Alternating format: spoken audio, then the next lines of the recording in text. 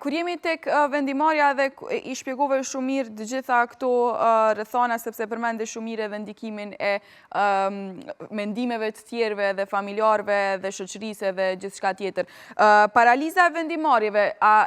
është edhe shenjë e egoizmit se rrisim veten shumë kokën tonë dhe mendojmë që çfarë do vendimi që marrim ne është shumë I rëndësishëm edhe për të tjerët? Por njëra prej dobësive më të mëdha të njeriut është nëse individi beson që është më I dishuri edhe din shumë edhe nëse I beson intuitës së vet në mënyrë të verbër. Pra, në momentin që ne besojmë që dimi shumë, atëherë në farë mënyrë funksionojmë verbresht dhe ato gabimet më të mëdha bëhen pikërisht nga ajo mënyrë të menduarit, për arsye se atëherë ti nuk ke nevojë as të konsultohesh me njerëzit cilëve ju beson dhe që janë profesionit, por edhe tani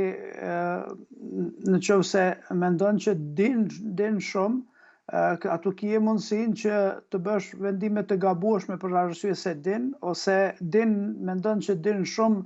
dhe ta merr mendja si çdo gjë që të bësh është e dëmshme për ty edhe për të tjerët, kështu që jetë në një vend qëndro. Kjo ka shumë raste, me gjithë respektin për gjithë njerëzit, po shihet goxha shpesh, për shembull të rastet e martesave ose të fejesave. Kam takuar njerëzit që kanë kërkesa e tepër e individit në raport me vetveten edhe me rrethin, e pengon njeriu për shembull që të lidh një jetë bashkëtorë me dikon, për arsye se mungon që kjo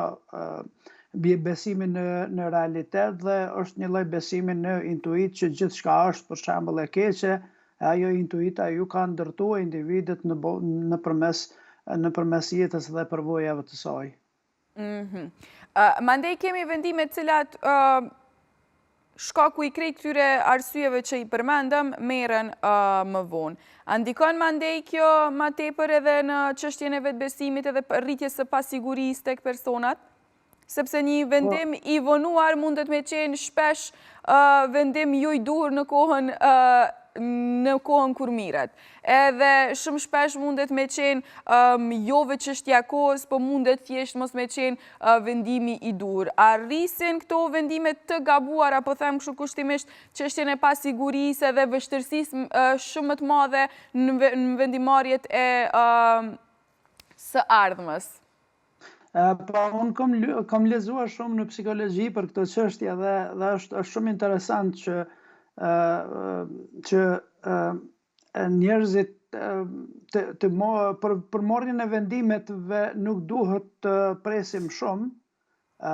por duhet të presim pak, duhet të presim mjaftueshëm.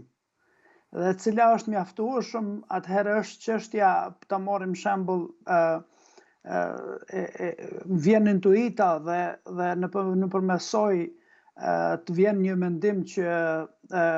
unë duhet të veproj në këtë mënyrë, pastaj në mënyrë automatike nuk e pranon atë pjesë sikur një vendim I marrur, por automatikisht e shikon atë mendimin që vjen nga intuita prej një këndvështrimi tjetër, e analizon me rrethonat dhe me faktet, për arsye se zakonisht njerëzit intuitin edhe bazojnë edhe në përvojat e jetës, ma herët ka funksionuar që kjo tash duhet të funksionon sërish, por rrethonat munden me qenë ndryshme dhe ajo nuk funksionon. Kështu që nëse I analizojmë pastaj intuitën edhe me përdorimin e logjikës së shëndosh, atëherë, marrja e vendimit është shumë më sigurt që do të jetë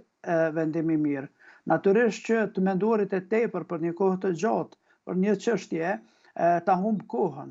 Dhe si ta morëm si një maraton që nëse